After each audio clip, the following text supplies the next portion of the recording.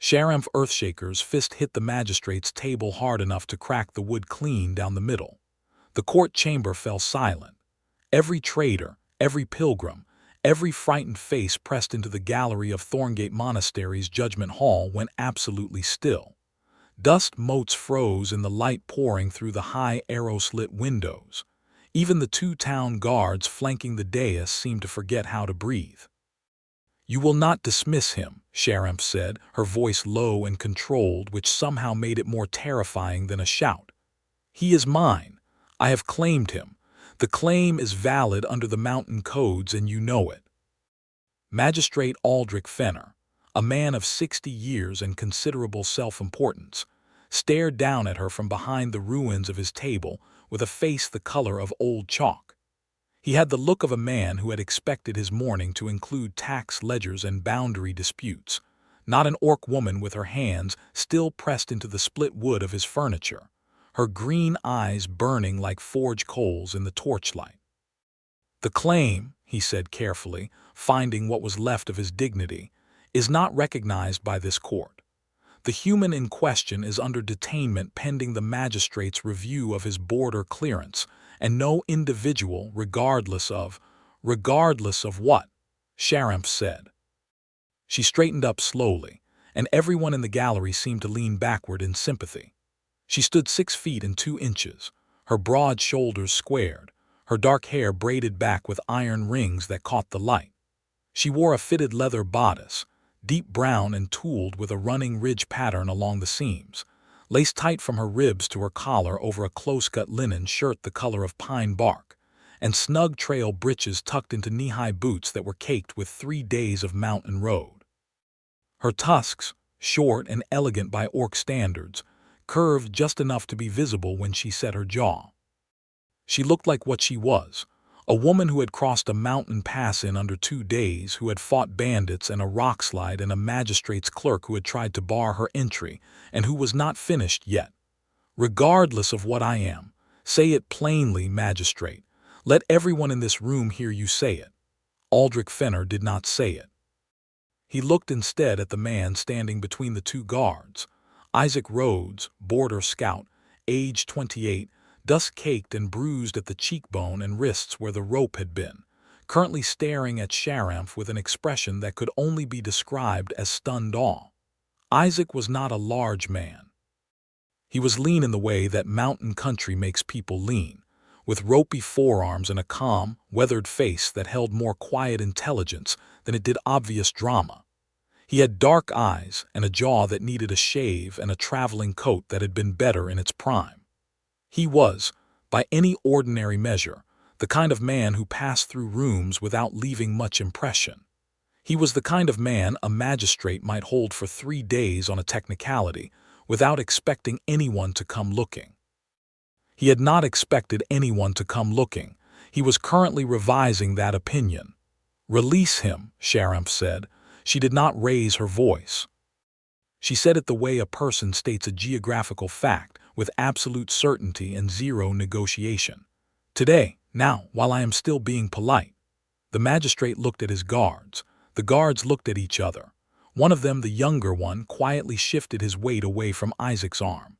"The mountain codes," Fenner said at last, pulling the words out slowly like a man selecting the safest stones to step on across a river, "apply to Orc clan territories. Thorngate is a free market town under the jurisdiction of the Concordat of the mountain codes," Sharamph said, "predate the Concordat by 300 years. They are recognized at every pass station from Grayville to the Ashburn Ridgeline. A claimed scout traveling on behalf of a clan-contracted partner cannot be detained without a formal Concordat writ bearing 2 regional seals. Do you have 2 regional seals, magistrate?" She tilted her head slightly. "Because I counted your ribbons when I came in. I see 1. The gallery made a noise. It was not quite a laugh. It was the sound of a crowd that had collectively realized this woman was going to win. Fenner looked at the cracked table. He looked at Sharamph. He looked at Isaac Rhodes as though the man himself might offer some way out of this. Isaac, to his credit, simply looked back at the magistrate with those dark, level eyes and said nothing at all. "Release him," Fenner said finally through his teeth. The younger guard untied Isaac's wrists without being asked twice. Isaac stepped forward, rolling his shoulders, flexing his hands. He crossed the chamber floor and stopped in front of Sharamph. She was slightly taller than him, which had never bothered him and bothered her even less. He looked up at her for a moment, reading her face, taking in the road dust on her boots and the faint shadows under her eyes, and the way her hands were still balled at her sides, as though she was not quite ready to stop being ready. "You came fast," he said quietly. "I ran," she said just as quietly. Something passed between them in that brief exchange that the entire gallery felt but could not have named. "I owe you a real explanation," he said. "You owe me nothing," she said. "But you are going to tell me what happened on that road, and you are going to tell me everything, and then we are going to fix it." She turned on her heel and walked toward the door without another glance at the magistrate or the guards or the gallery full of astonished faces. Isaac followed her. He had the look of a man who would follow her anywhere, not because he was obliged to, but because something in him had simply oriented toward her like a compass finding north. The doors of Thorngate's judgment hall swung shut behind them. Outside, the mountain air hit them both clean and cold, smelling of stone and pine, and the smoke from the market stalls below the monastery steps. Thorngate sat at the head of the Greyville Pass, a sprawling complex of old monastery buildings that had been converted over the centuries into a market town, a way station, and a rough-and-tumble hub for every trader, ranger, healer, and wanderer who needed to cross the range. The main square was loud with haggling and the smell of roasting meat and unwashed travelers, but the steps outside the judgment hall offered a clean view down the whole switchback road to the valley below. Sharamph walked to the stone railing and put her hands on it and let out a long, controlled breath. Isaac stood beside her and waited. 3 days, she said. 3 days, he agreed. I am sorry I could not get word to you faster. They took my kit when they brought me in. Start from the beginning. So he told her. He told her about the supply run, the short route through the Fenner Gap that he had flagged as borderline viable on the last pass survey. The merchants he had been guiding who had gotten spooked by the sickness reports coming down from the high valleys, and had paid a local man to accuse Isaac of leading them into plague country deliberately to extort extra pay for a safer route. It was a lie, neat and ugly, and it had landed him in Thorngate's custody, while the merchants slipped out the eastern gate. Sharamph listened with her hands on the railing and her jaw tight. When he finished, she was quiet for a moment. "The man who accused you," she said, "do you know his name? Torin. He runs a stable near the north gate." "Good," she said. "We will deal with Torin." "Sharamph, we will deal with Torin," she said again, and there was a finality in it that he recognized. They had known each other for 8 months. In the context of the Greyville Range and the work they did together. He as a border scout contracted to 3 different pass stations. She as a clan liaison and trail guide operating out of the mountain orc settlements in the upper ridgeline. 8 months was not a particularly long time. Except that 8 months of mountain work compressed time the way elevation compressed distance. Every day of it real and hard and lived at full volume. No room for pretense. No margin for the kind of comfortable distance that people in valley towns kept between themselves. He had known from the 3rd month that he was in real trouble, in the very best sense of that phrase. She had taken longer to show it, because she was Sharamph Earthshaker, and showing things was not her first instinct. But she had started showing it, in the way she did. The way she fell in easily beside him on a trail as though they had been walking together for years. The way she translated mountain orc for him without being asked, and then taught him the phrases, rather than keeping him dependent. The way she had started including his opinions in her reports to the clan council, citing them by name, which was a specific kind of respect in her culture that she had explained to him, deliberately, so he would understand what it meant. The way she had run, apparently, to get here in 2 days when a message had reached her from a sympathetic gate clerk. He was not going to say any of that right now. standing on the monastery steps with 3 days of rope burn on his wrists and a cracked table court case to settle. But he was thinking it, and from the way she glanced at him sideways and then looked quickly away, he suspected she knew it. "We need to find lodgings," she said practically. "You need to eat, and then we need to talk to Torin." "In that order, eating first," she said firmly. "You look like you have not eaten since they took you in." "They fed me. Not well." "Then we eat first," she said, and pushed off the railing and started down the steps toward the market square. He fell in beside her, and the merchants and traders and pilgrims in the square parted around them without quite looking at either of them, and Sharamph Earthshaker walked through Thorngate like she owned it, which was close enough to the truth for practical purposes. They found a stall near the central well that was selling lamb stew and flatbread, and ate standing at the counter, shouldered together against the crowd. He ate 2 full bowls and she ate 1, and they did not talk much, which was one of the things he genuinely appreciated about her. She understood that some moments wanted silence. The market noise went on around them. 3 days ago, this market had a different sound. 3 days ago, the upper pass road had been open, and the trade had been coming in clean and steady, and then the rumor had started moving through the stalls. Plague in the high valleys. A hemorrhagic fever that the mountain communities called red ash for the rash it left, spreading in the settlement clusters above the snowline. By the time Isaac had been pulled in by the magistrate's guards, half the market traders were already shuttering their stalls, and the other half were tripling their prices on basic supplies. Fear was a faster contagion than any fever. It was the fear that had made the merchants turn on him.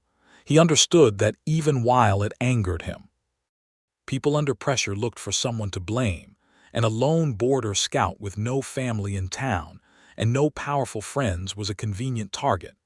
He had not expected a powerful friend to materialize in the form of a 6-foot orc woman who had apparently run 2 days of mountain road to crack a magistrate's table and take him home.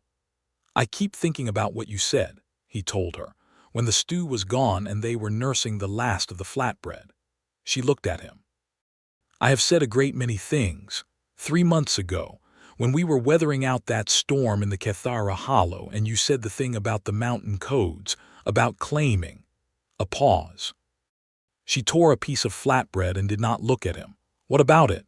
"You explained it to me the way you explain geography. You said it very precisely, that a clan member may claim a contracted partner as a protected associate, which extends mountain code rights and responsibilities to both parties.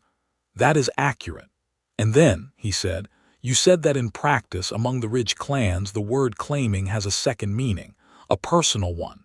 She was quiet for a moment. A vendor nearby shouted a price. A mule complained about something near the well. "I know what I said," Sharamph told him. "I know you know, I just want to be clear," he said, "that I understood both meanings when you said it, and I did not object to either of them." She looked at him then, straight and direct, the way she did things. Her green eyes caught the mountain light. "You did not say anything," she said.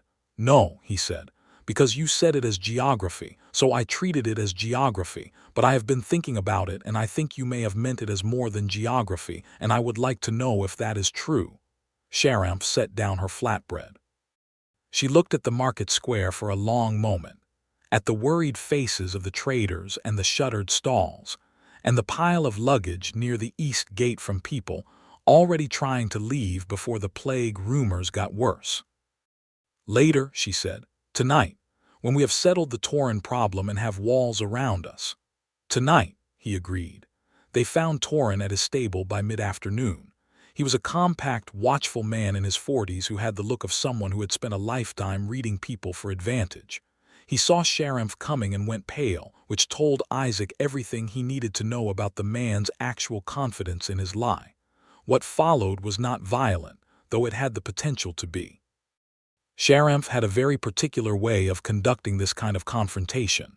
She stood in the stable yard in full view of everyone who happened to be passing on the main road, and she explained, with complete calm and documentary precision, exactly what Torin had done, and what the penalties were under both Concordat merchant law and mountain trading codes for false witness against a contracted scout. She named the specific merchants who had hired Torin and described the timeline of events. She did not raise her voice. She did not threaten him physically. She simply made it clear that the story she was telling was airtight, that she had witnesses she could produce, and that his choice was to go before the magistrate and retract his testimony voluntarily tonight, or to have her take the matter to the full Concordat office at Grayville, which would result in a formal trading ban. Torin retracted his testimony before supper. Isaac stood to one side during the whole exchange and watched her work and felt something warm and uncomplicated settle in his chest. Not because she was doing it for him, though she was, but because of the way she did it.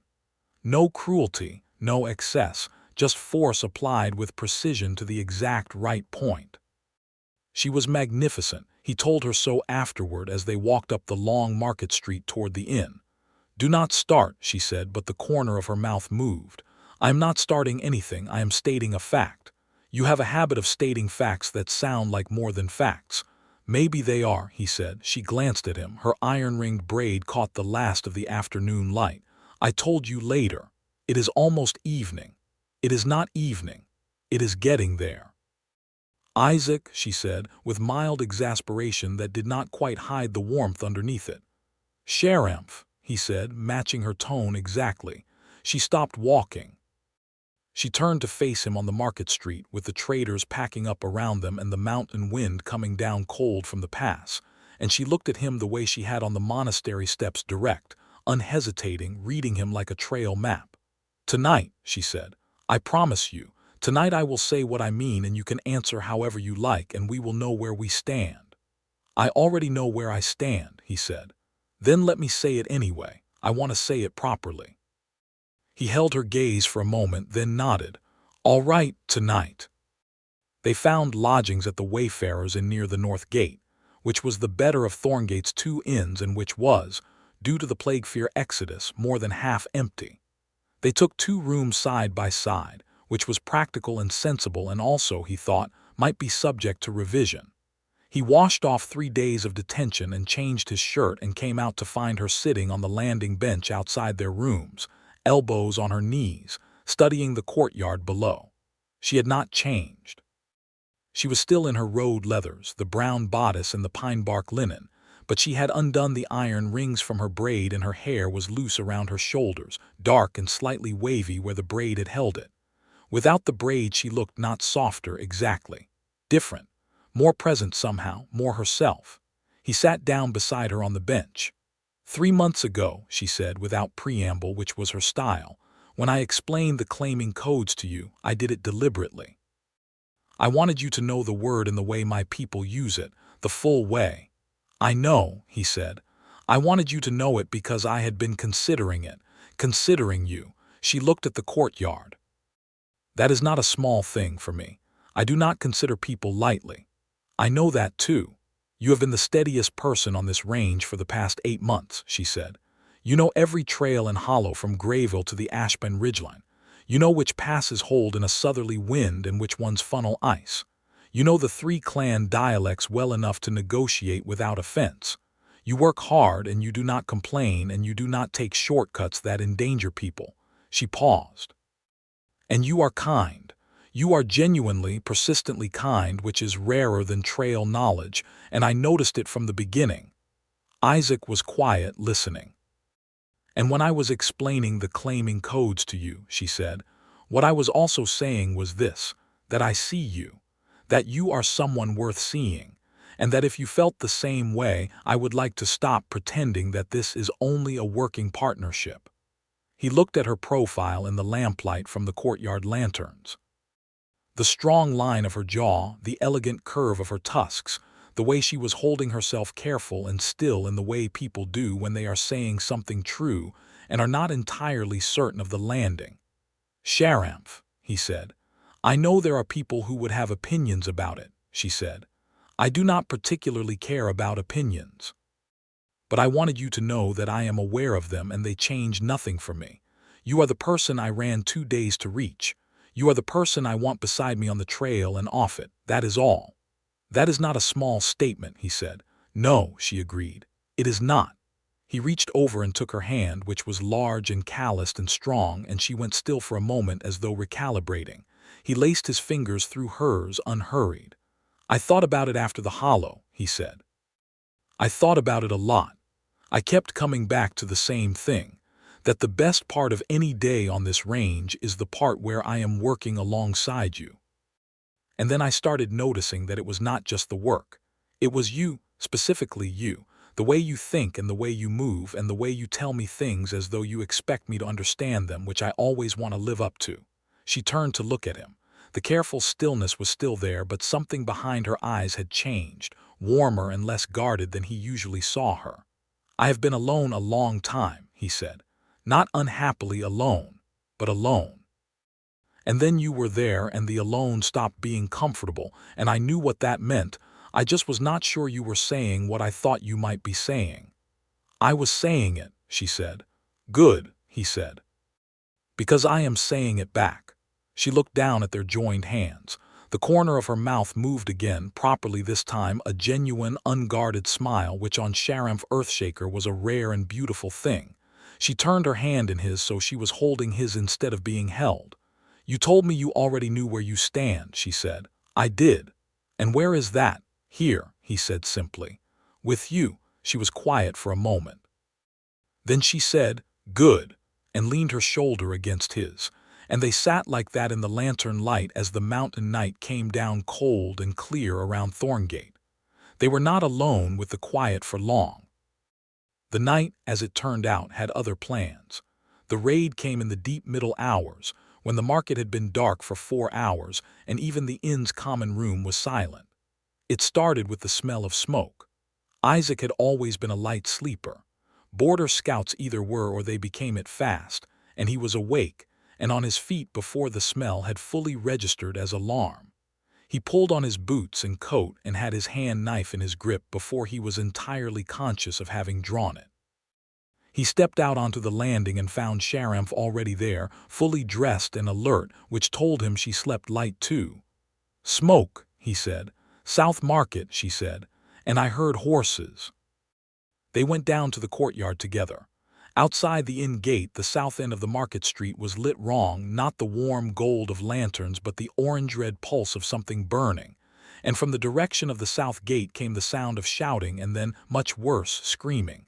"Raiders," Isaac said. "Not ordinary ones," Sharamph said, her voice tight. "Listen." He listened. Under the screaming, he could hear a rhythmic sound, low and percussive, the kind of organized noise that meant a group moving in coordination. "Plague desperate," he said. "Valley people. The fear has broken into something." She nodded. "They are looting. Taking supplies while the town is frightened enough not to fight back hard." She looked at him. "The monastery granary is on the south side." The monastery granary, Isaac knew, was not just a building. The monastery had been storing emergency grain reserves for exactly a situation like this. A plague season when the mountain settlements could not bring harvest down from the upper valleys. If that grain burned or was taken, the people in the high settlements, the Orc Ridge Clan communities, the human farming settlements, the waystation outposts would face starvation before the next growing season. "We need to get to it before they do," he said. "Yes," she said. They ran.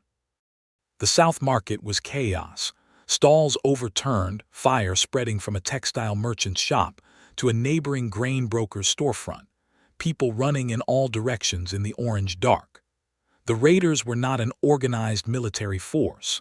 They were desperate people, 30 or 40 of them, carrying farm tools and hunting bows and the rough homemade armor of valley communities that had run out of other options. They were looting systematically, moving through the market stalls with the grim efficiency of people who had made a decision they could not take back. Isaac and Sharamph hit the South Market Street at a dead run and had to split immediately to avoid a knot of raiders who were dragging supply sacks from a locked stall. He went left, she went right, and they reconnected by instinct 30 yards on without breaking stride, which was the kind of thing that only happened between people who had worked dangerous country together long enough. The monastery granary was a stone building set back from the market behind a low wall, and when they reached it, they found two things. A group of 7 raiders who had gotten there ahead of them and were working on the granary door with a ram, and a pair of monastery guards who had barricaded themselves inside the gate and were doing nothing useful. "Stay back," one of the inside guards shouted. "We cannot open the gate if we open the gate. If you do not open the gate," Isaac said, "those men get through the granary door in about 4 minutes and you lose everything in there. Open it." The guard looked at Sharamph. She looked back at him with the expression that had cracked a magistrate's table, and the gate opened. What followed was the kind of fight that Isaac Rhodes was very specifically good at, and which required a particular combination of things he had: fast instincts, precise threat assessment, and the ability to read a space and a crowd quickly enough to stay ahead of the violence. He was not the strongest fighter in the Grayville range. He was not even close to the strongest fighter in this granary yard. But he was fast and he was smart and he had Sharamph at his back. Sharamph, for her part, was something else entirely. He had seen her move before. He had seen her handle difficult situations on the trail with the kind of casual physical authority that came from being a large, powerful person who had been trained since childhood in orc fighting traditions. But he had not seen her in a genuine back-against-the-wall fight, and the word that came to him as he watched her clear the first 2 raiders away from the granary door was simply overwhelming. She moved with controlled, economical force, no wasted motion, no excess, using her size and strength not to crush but to redirect and displace, and the raiders who ran into her seemed, very quickly, to decide they would rather be somewhere else. He kept the flanks, kept the communication, watched for anyone coming in from the Market Street side, and called warnings over his shoulder when they were needed. Twice he redirected a swing at her that she had not seen coming. Once she stepped in front of a thrown stone that had been aimed at his head. They were not fighting the same way. They were fighting together, which was different. They covered each other's angles without being told, shifted without instruction, worked the yard like it was a trail they had mapped in advance. The 7 raiders broke in under 3 minutes. 2 ran. The rest put their hands up. Isaac stood at the granary gate, breathing hard, and became aware that Thorngate's real guards had finally arrived with torches and were fanning out through the South Market. The fire was being brought down with a bucket line. The main body of raiders, it seemed, had retreated when the town's defense stiffened. They had gotten some supplies, but not the main stores, not the monastery granary. Sharamph was beside him, her own breathing measured and controlled. Her hair was loose and wild around her shoulders from the run and the fight, and there was a cut on her forearm from a tool blade that had caught her in the first rush. He reached for it without thinking, and she let him take her arm and look at it, a deep scratch rather than a serious wound, bleeding cleanly. "It needs binding," he said. "I know," she said. She turned her arm slightly in his hand so he could see it better, and he was aware of the warmth of her skin under his fingers and the fact that she was letting him do this with complete ease as though it were already a familiar thing. "You scared me," he said quietly. "Not about the cut." She understood what he meant. "I am here," she said, equally quietly. "We both are." He looked up at her. The torchlight from the bucket line caught her face, the strong lines of it, the green eyes, the few strands of dark hair that had fallen across her forehead. She was watching him with the same direct attention she gave everything, and there was something in that look that he felt all the way through. He leaned up and kissed her. It was not a tentative kiss. It was a real one, full and warm and unhesitating, the kind of kiss that said everything the words on the landing had started and this night had finished. And she kissed him back with the same total commitment she brought to everything she did, her free hand coming up to the back of his jaw, steady and certain. When they separated, both of them were quiet for a moment. Around them, Thorngate's guards were still moving, voices carrying through the smoke-tinged air, the bucket line still working. "You said tonight," he said. "I said tonight," she agreed. "I think this counts." "I think it does," she said, and the unguarded smile was back, and this time it stayed. They bound her arm with a strip from his spare shirt, and then spent the rest of the pre-dawn hours helping the monastery guards organize the remaining supplies in the granary and taking account of what had been lost in the market. It was not as bad as it could have been. The grain stores were intact. The fire had taken 2 stalls and a storage building, but no lives. The raiders, Isaac recognized the desperation behind the act even as he could not excuse it, were valley farmers from the Cathara Basin who had sent 3 messengers to Thorngate for plague aid in the past month, and received nothing back but procedural delays from Magistrate Fenner's office. "That is the real problem," he said to Sharamph, when they finally sat down on the monastery wall as the sky went gray-pink with early dawn. "The aid that was supposed to go down into the valley communities. Fenner has been sitting on the disbursement orders." "I know," she said. "The Ridge clans have been watching it. We sent a formal complaint to the Concordat office at Grayville 6 weeks ago." "6 weeks," he said, "and nothing." "Nothing," she said. "So the valley people starved, and then they got scared enough to do this." He was quiet, looking at the market below the wall, the smoke-stained stalls and the scattered debris of the night's raid. There was a specific feeling he got sometimes on the border, a cold and useful anger that was not about blame but about machinery, about seeing clearly how a system had ground people down to the point of this moment, and knowing that understanding the machinery was the first step to fixing it. "We need to go to Grayville," he said. She looked at him. "Not just a complaint," he said. "We need to go in person with a full report. The raid, the granary, the timeline of Fenner's aid delays, the state of the valley communities. Between your clan documentation and my survey records, we can build a case that is hard to ignore. That is a 6-day journey. I know the passes, I know every shortcut. We can do it in 5 if we push." She studied him. "You want to make this our problem," she said. "It already is our problem," he said. "It has been our problem since the first time we mapped this range together, and I saw how thin the margin was up here for everyone, human and orc alike, when the seasons turn wrong." He paused. "And you ran 2 days to get me out of a detention cell, so I am going to assume you are also the kind of person who thinks that when something is wrong and you can do something about it, you do something about it." "I am definitely that kind of person," she said. "Then we go to Grayville." She was quiet for a moment, then nodded. "We go to Grayville." They slept for 4 hours, separately, because the immediate situation required practicality, and because both of them understood that what had started the night before needed room to breathe before it became anything else, and were on the road by late morning. The road down from Thorngate to the valley track toward Grayville was a series of long switchbacks carved into the mountain face, wide enough for a loaded mule cart, with views that Isaac never quite stopped finding extraordinary. The range spread out to the east in layered ridges of gray and green, the far peaks still holding winter snow in the deep channels, the river track a silver thread in the valley below. He had been walking these roads for 5 years, and the landscape still gave him that particular kind of gratitude that open country gave to people who paid attention to it. Sharamph walked beside him with the easy, ground-eating pace of someone who had grown up in mountain terrain, and they talked the whole first day.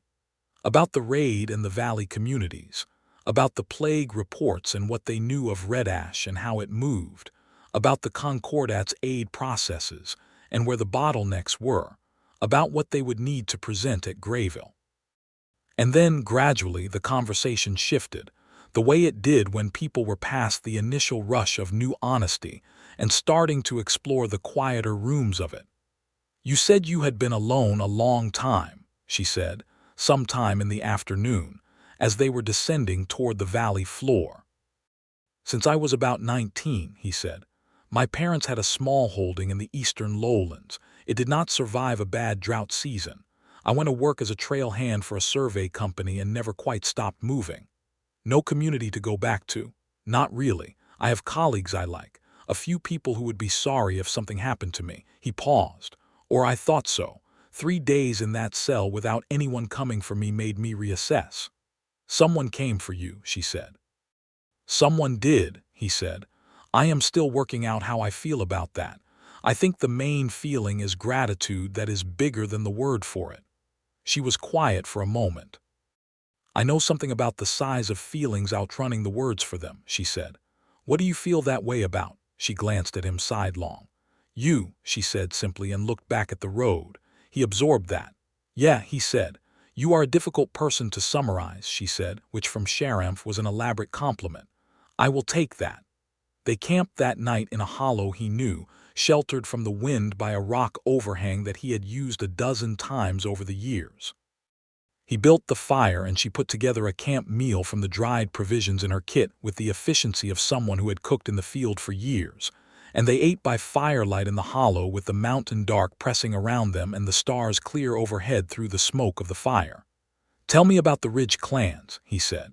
What it was like growing up. She told him, unhurriedly in the way she told things, precisely but without being flat, the details alive. The settlement in the high pass above what humans call the Ashpine Ridgeline, the terraced gardens that orc communities had carved into the mountain faces over generations, the clan festivals in midsummer when the light lasted almost all night, and the whole settlement cooked outdoors for 3 days. The language, which had 7 words for different kinds of mountain weather, and no word at all for idle conversation, which she said explained a great deal about orc communication style.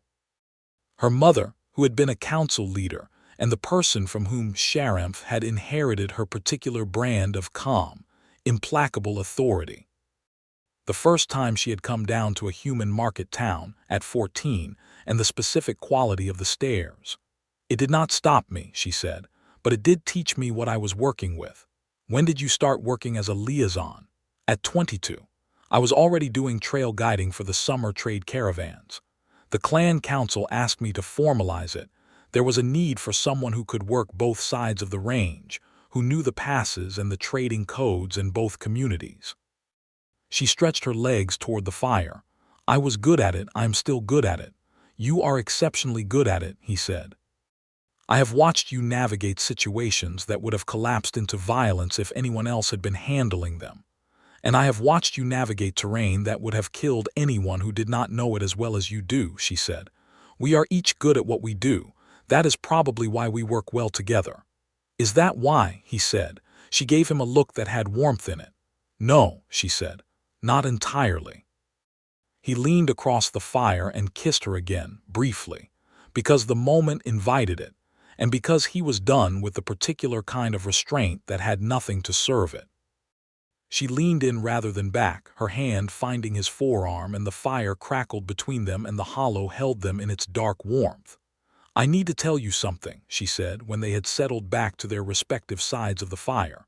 Her tone had changed slightly, not serious in a bad way, but with the weight of something intentional. Tell me, he said. The claiming, she said. The formal kind, not just the code meaning.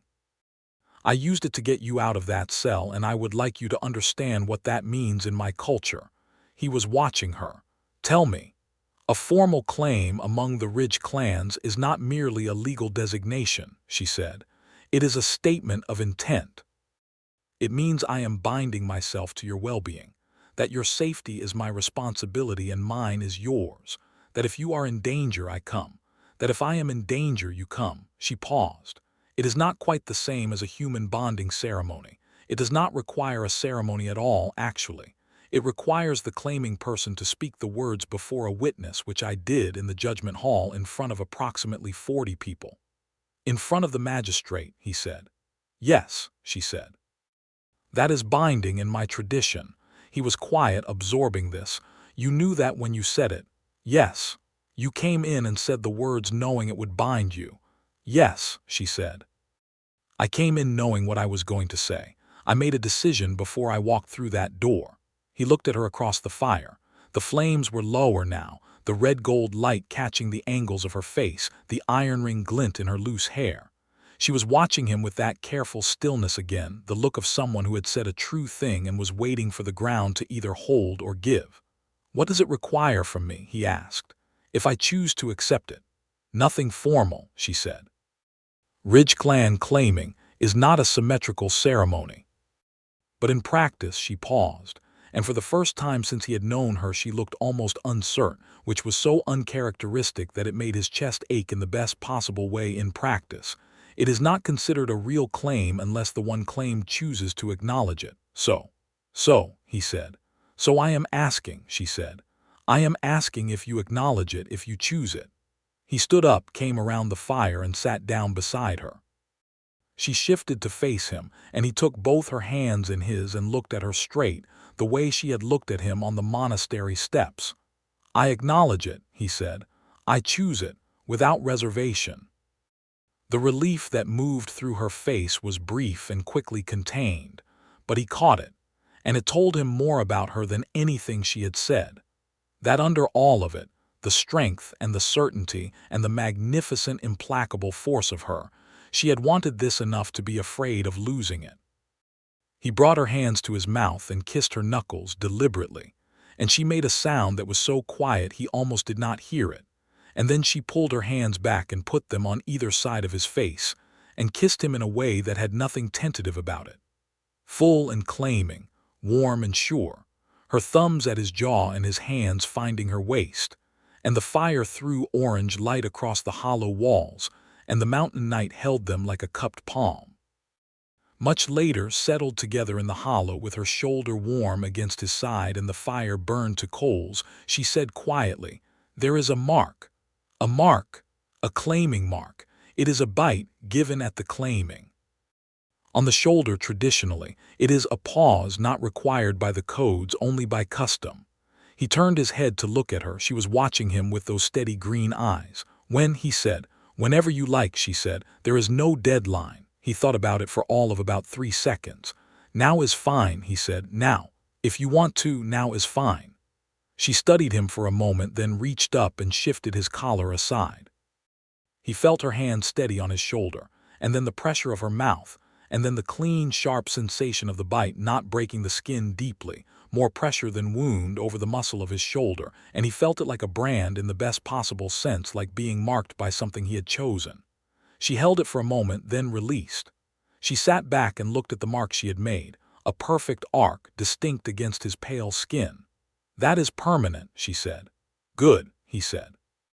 She looked at him, and the unguarded smile came back, wider this time, and he thought he would spend considerable effort for the rest of his life finding ways to put that smile on her face.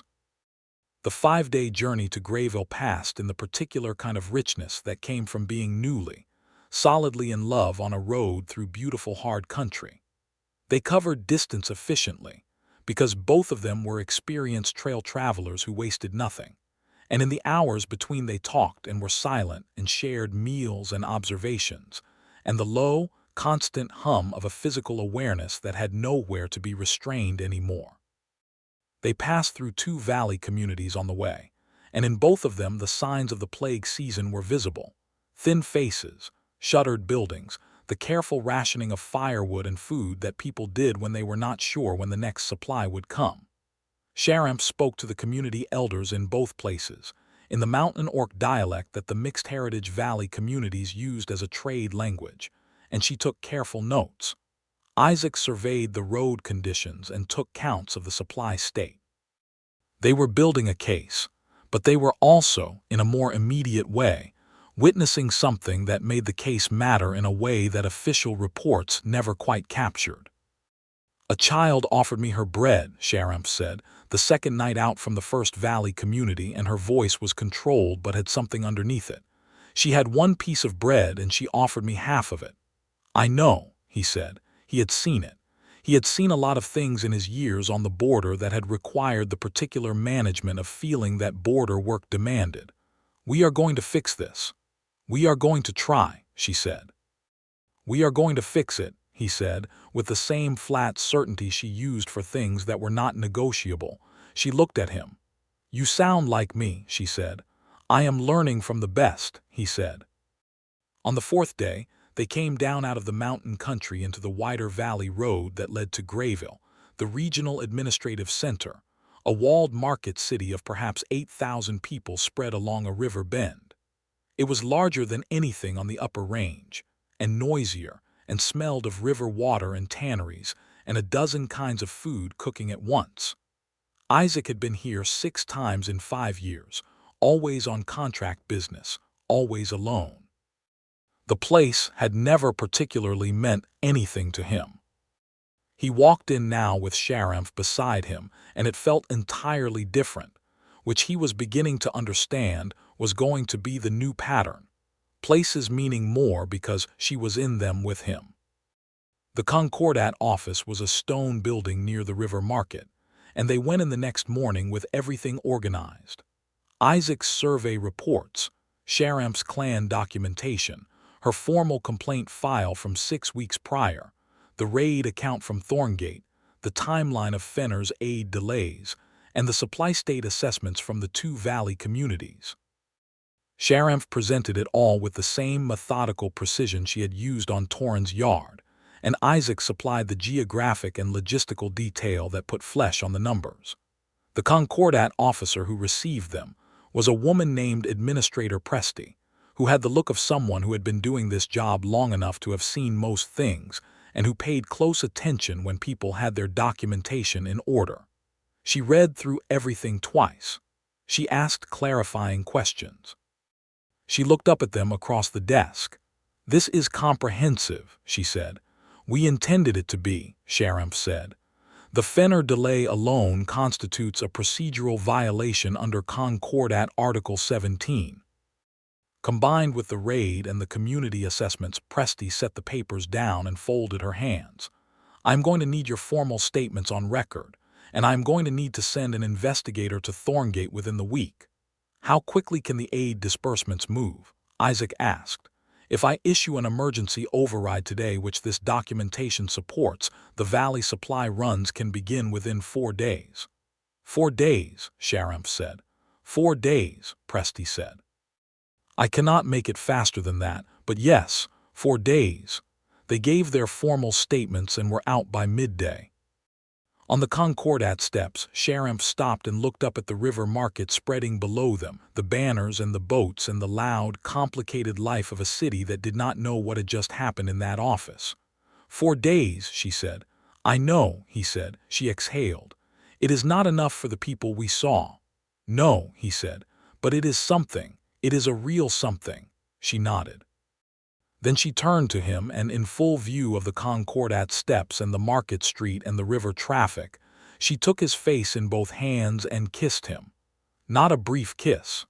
A deliberate one, the kind that made a statement which, he was coming to understand, was fully intentional. She was not a person who did things by accident. A few passers-by stared. A few others did not. It was a city, and cities had seen stranger things. He kissed her back and did not care even a little about the stares. They stayed in Grayville for 3 days while the emergency aid orders were processed and the investigator for Thorngate was briefed. Isaac filed an updated pass survey with the Concordat Transit Office, which was overdue anyway, and which Administrator Presti had specifically requested given the plague season's impact on normal traffic. Sharamph sent a detailed report to the Ridge Clan Council via the city's message relay. In the evenings, they had time that was not occupied by anything pressing, which was a new kind of luxury, and they used it in the way people who had been field working for years used leisure when they had it. They ate well, they walked the river market, they talked about everything. He told her things about himself that he had not told anyone in years, not from reluctance but from the simple absence of someone to tell. She told him about the inner workings of the clan council and the specific difficulties of being a woman in a liaison role who was considered simultaneously too human-facing for some clan traditionalists and too orc-affiliated for some human Concordat officials. "Nobody ever quite puts me in the right box," she said. "Good," he said. "You do not belong in a box. Most people find that inconvenient." "I find it extraordinary," he said. "There is a difference." She leaned into him, which she had started doing in the way of people who have recently discovered that touching is an option and have decided to make full use of it. He put his arm around her, and they sat in a riverside tavern with the lamp on the table, and the water sound outside the window, and the warm weight of each other. On the second evening in Greyville, in a quiet room above the river with the window open to the cool air, they were finally, fully alone together, in a way that the mountain road and the monastery chaos and the administrative urgency had not allowed, and what had been building since the hollow fire found its full expression. Slow and sure and warm, her hands mapping him like trail knowledge she intended to keep, his tracing the strong lines of her like country he was learning and would spend a long time with. Not frantic, because they were past frantic, past the early electric charge into something deeper, steadier, more like coming home than arriving somewhere new. She pulled him close with the certainty of a woman who knew what she wanted and had decided completely to have it, and he gave everything he had to give, and the river sound came through the window and the lamp burned low and the mountain world waited outside. Afterward in the dark she said, "Stay." "I was not planning to leave," he said. "Not just tonight," she said. "In general, on the range with me." He turned toward her in the dark. "Is that a formal request?" "It is," she said. "Then formally, yes," he said. "I stay." She was quiet for a moment, and then she said, in a voice that was quieter than her usual register, more honest, "I have been trying not to need anyone. For a long time, it seemed like the simpler way." "I know," he said. "I have been doing the same thing." "And then you were there," she said, "and simple stopped being the right word." "No," he said. "It became the wrong word very fast." She put her arm across him, heavy and warm, and he covered her hand with his, and they lay in the dark while the lamp went out and the river went on outside. On the fourth day, they headed back toward the mountain road. They had done everything they had come to Greyville to do, and there was a range waiting that needed its scouts and its liaisons, and a town at the head of the Greyville Pass that needed to hear certain things. They arrived at Thorngate 6 days later, coming up the switchback road in the early afternoon with the mountain sun at their backs. The market was open again, tentatively, with half the stalls still shuttered but open. Word of the Concordat emergency aid had apparently arrived ahead of them, via the relay stations, and there was a different quality to the air. Not quite relief, because the plague situation was not resolved and the valley communities still needed the supply runs to reach them, but something loosened, something less desperate. Isaac saw it first. The crowd near the central well, which in any functioning market town was the de facto gathering point for news and gossip, and the way several people in it turned when they came up the main street, and the way the turning spread. He had walked into Thorngate a dozen times without anyone noticing particularly. He walked in now with Sharamph Earthshaker beside him and felt the weight of the eyes with something new in it. Not hostility, or at least not only hostility. Something more complicated. Word traveled fast in a small mountain town. Magistrate Aldrich Fenner was not at the central well, but his assistant was, a young man named Bren who had the harried look of someone managing a rapidly changing situation. He came toward them quickly. "Scout Rhodes," he said, "we received the Concordat investigators' advance notice. The magistrate has been placed under formal review." He paused. He wishes to speak with you.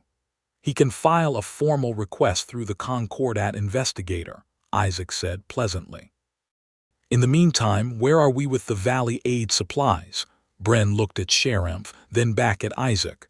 "The first wagons went out this morning, 4 of them.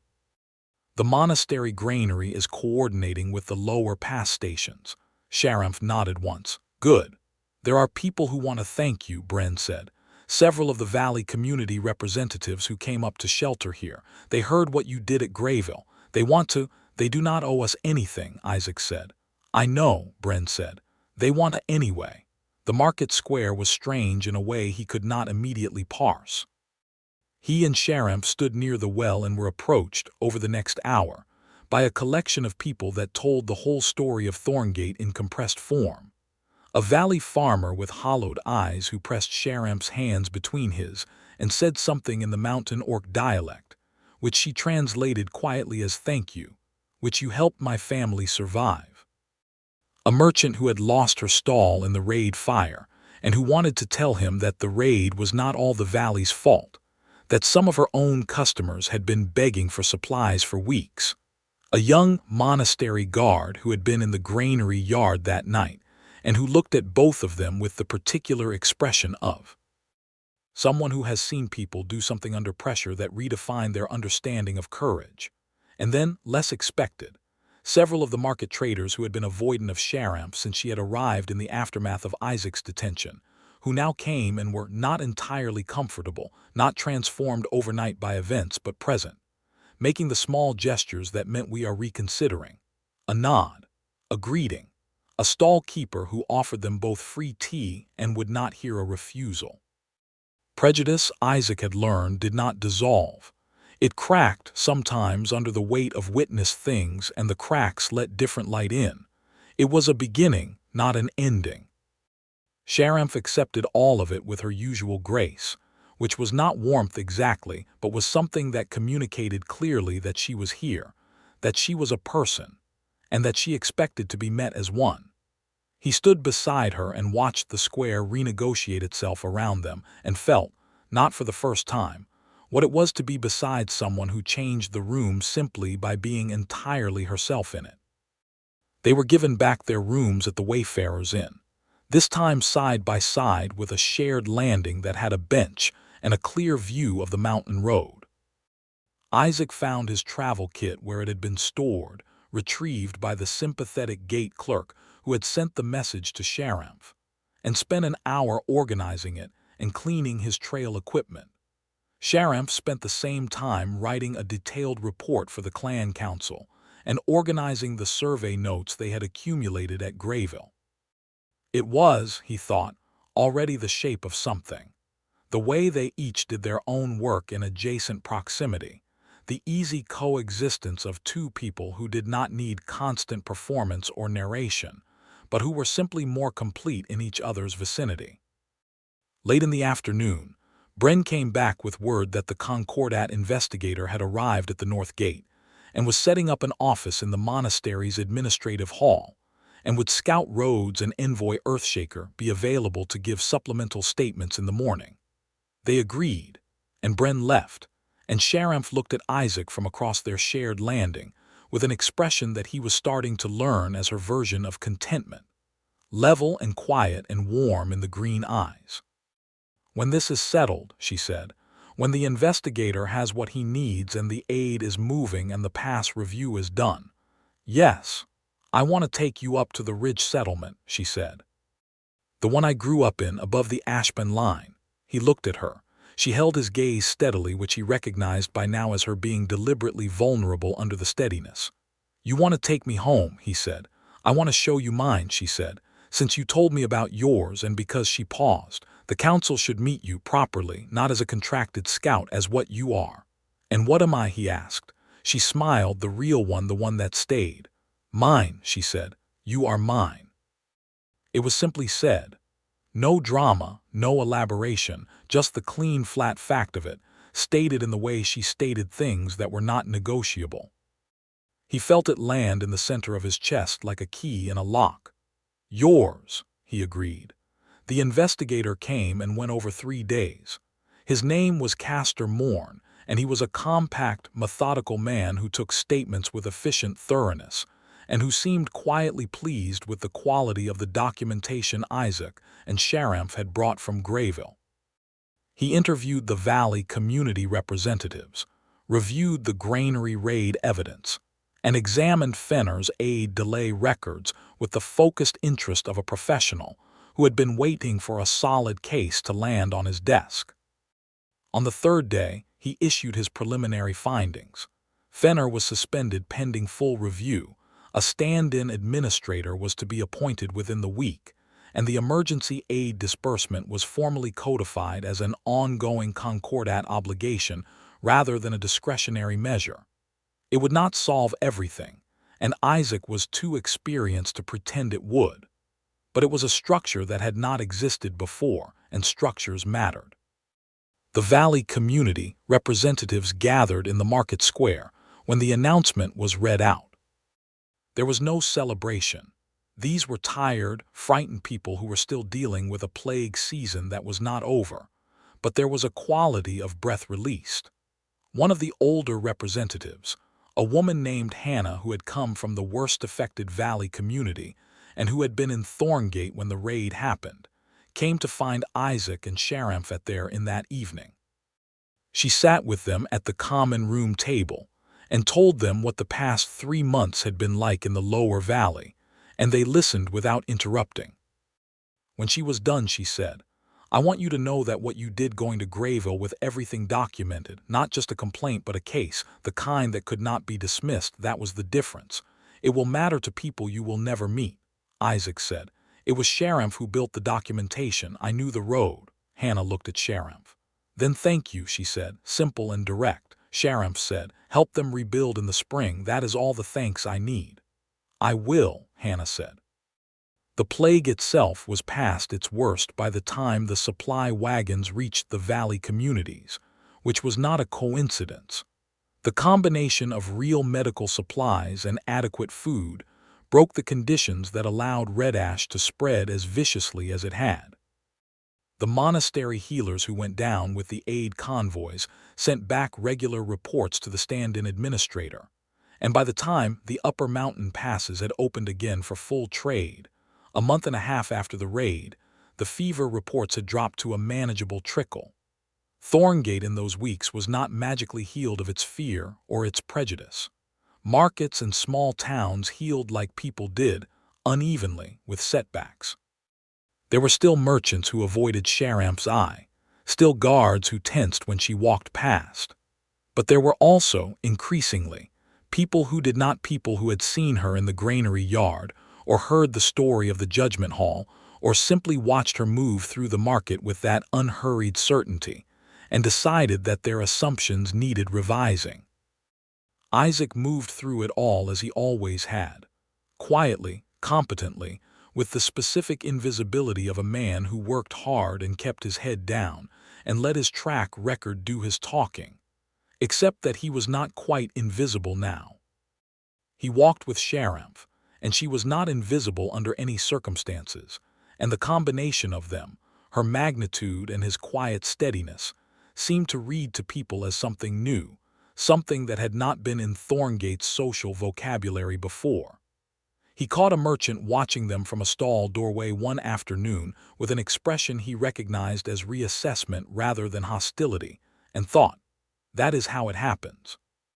Not in dramatic moments of sudden conversion, but in accumulated small observations. He could live with that.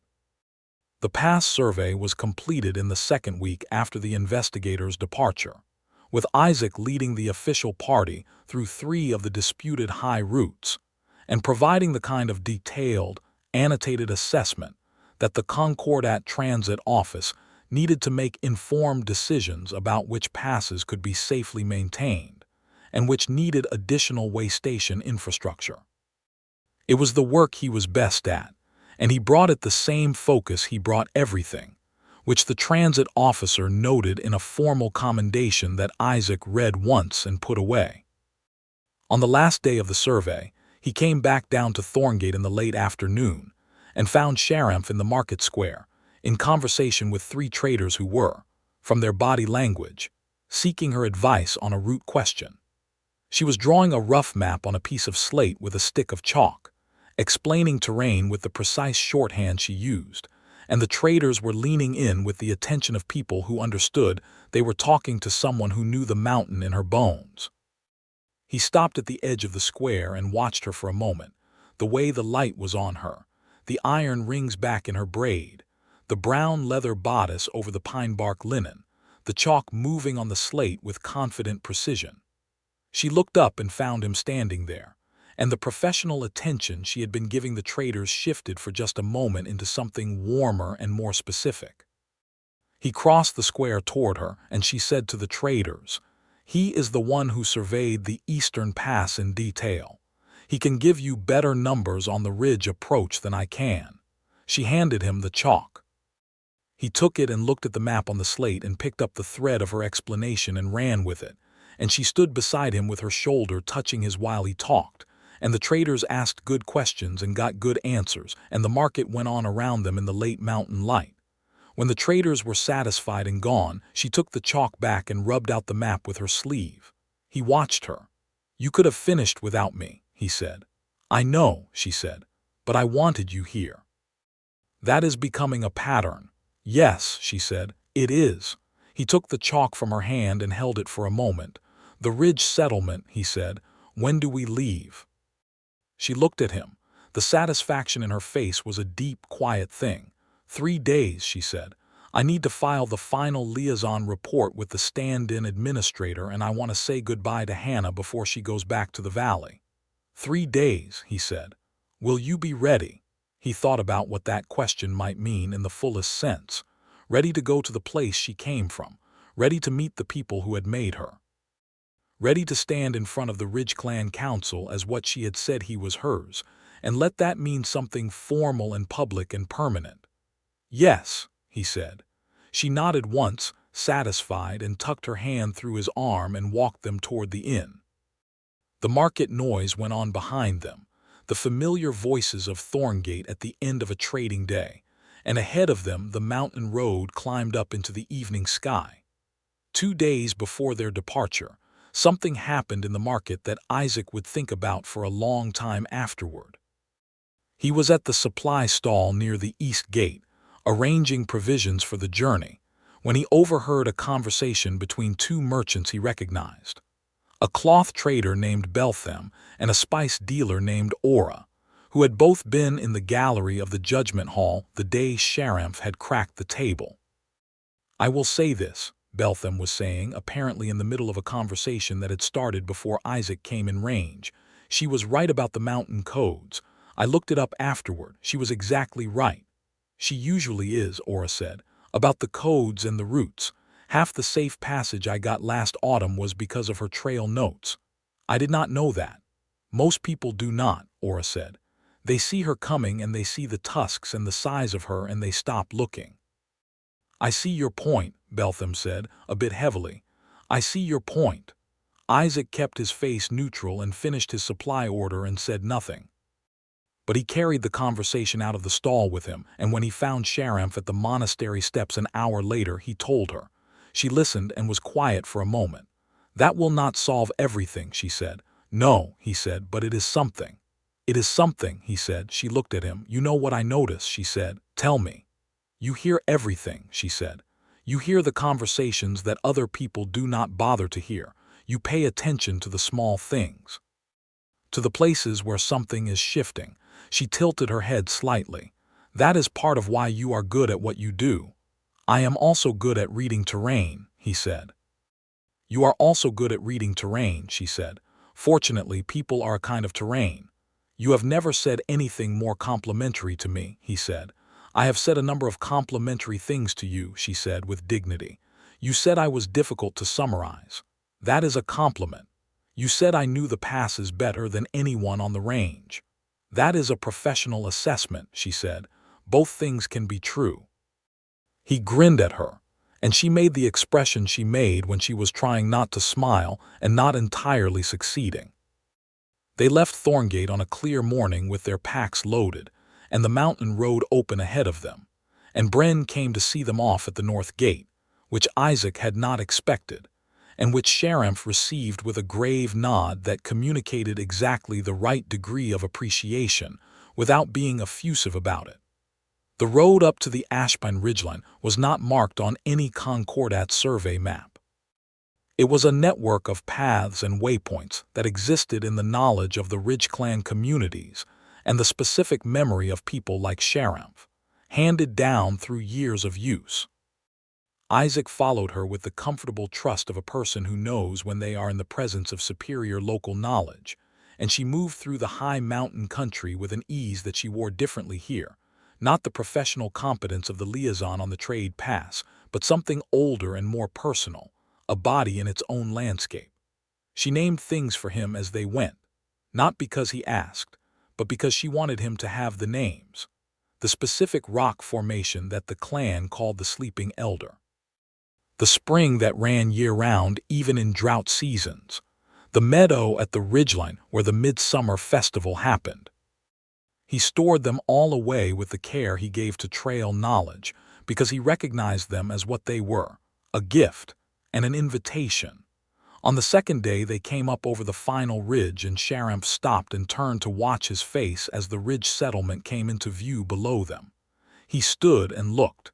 It was not what he had expected, which was his failure of imagination.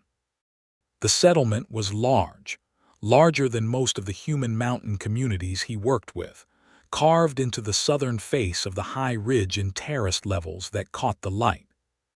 Stone buildings with broad steps and carved lintels, gardens that at this time of year were dormant but whose infrastructure showed the patient engineering of generations, smoke from several communal fires, the sound of voices and activity carried on the clear air, banners in Orc clan colors, deep green and iron gray on the highest structure, which was neither a fortress nor a temple but something that suggested both, the clan hall. "It is extraordinary," he said. She looked pleased in her contained way. "It is home," she said. They went down. The clan council met with them the following morning, in the clan hall, which was a room of stone and carved timber with a central fire pit and seats arranged in a circle. 7 council members, ranging from a woman of perhaps 70 with an elaborate braid, and a measuring gaze to a man of about 30 who kept looking between Isaac and Sharamph with undisguised curiosity. Sharamph spoke to the council in the Mountain Orc dialect, with enough translation for Isaac that he could follow the shape of what was being said. She was presenting him, not the scout, not the contractor, but what he was to her, formally and completely, with the clarity and precision she brought to everything. The council listened. Questions were asked and answered. The claiming was discussed. Sharamph explained what had been said in the judgment hall in front of witnesses, and the mark, which she described without drama as though it were simply factual, which it was. The council elder, the woman with the elaborate braid, asked Isaac directly, in accented but fully comprehensible common speech, what he understood his obligations to be in his own words. He thought carefully before answering. "To be present," he said, "to come when she needs me and to be there when she does not, to tell her the truth and to hear hers, to stand beside her, not behind and not in front." He paused. "To choose her. Every time I have the choice." The elder looked at him for a long moment, and then she looked at Sharamph, and something passed between them that he could not read in full but whose warmth was legible. The council spoke among themselves briefly, and then the elder stood. "The claim is recognized," she said. "Under the Ridge clan traditions, both parties have spoken truly." She looked at Isaac. "You are welcome in the settlement of Ashpine Ridge, Isaac Rhodes. The mountain acknowledges you." He inclined his head the way Sharamph had shown him was proper. "Thank you," he said. Sharamph stood beside him, and he could feel the warmth radiating off her like a banked fire. The days in the Ridge settlement were full of things he had not known he needed. The company of a community that operated with a specific kind of ease that came from generations of people knowing and trusting each other. The work of the settlement, which was ongoing and collective, and which absorbed him without ceremony. He helped with a granary repair and was given tools without fuss, because useful work was useful work and extra hands were always welcome. The food, which was extraordinary mountain herbs and preserved game and things he could not identify and did not need to, because they tasted like the altitude itself.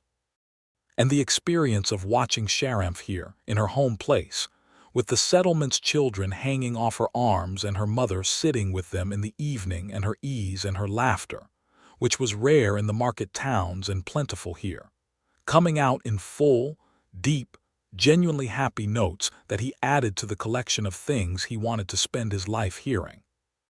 Her mother, Breld, was a woman of 60 who had her daughter's eyes and her daughter's directness, and a regard for Isaac that was made entirely clear within the first hour. She had looked at him, asked him 3 precise questions about the Grayville Pass survey, and then told him he could stay for dinner, which Sharamph had told him later was her mother's highest form of immediate approval.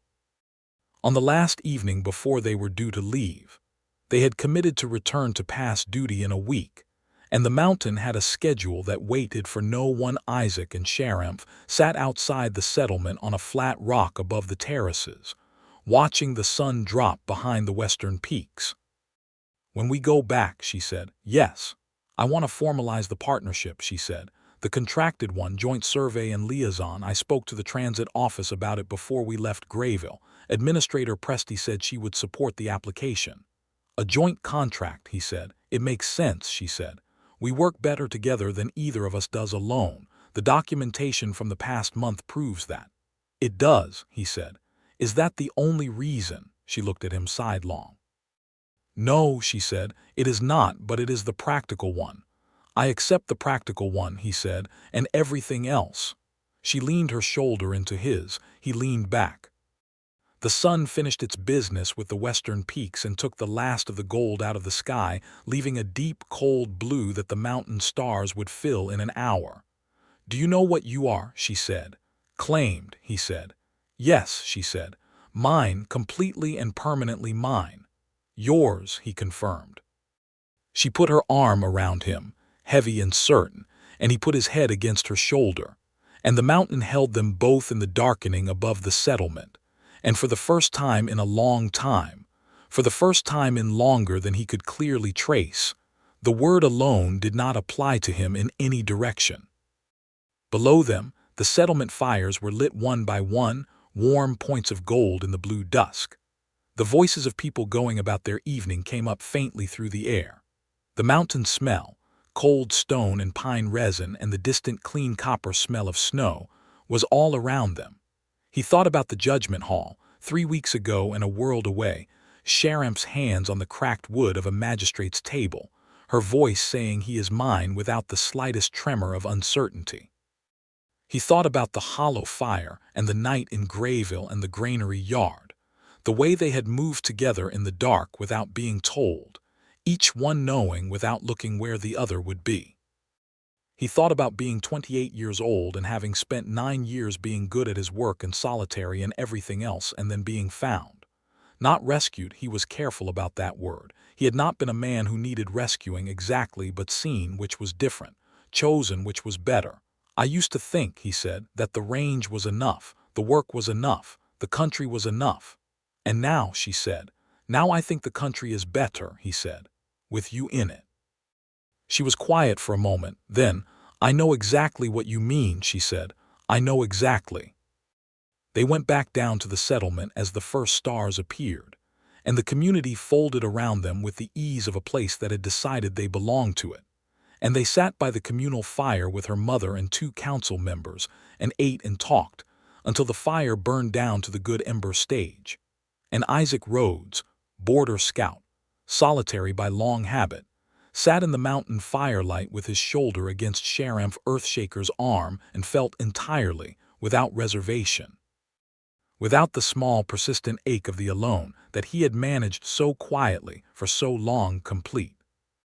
They left the ridge settlement in the early morning with the settlement at their backs and the long mountain road ahead of them, and Thorngate at the head of the pass waiting for what they were bringing back.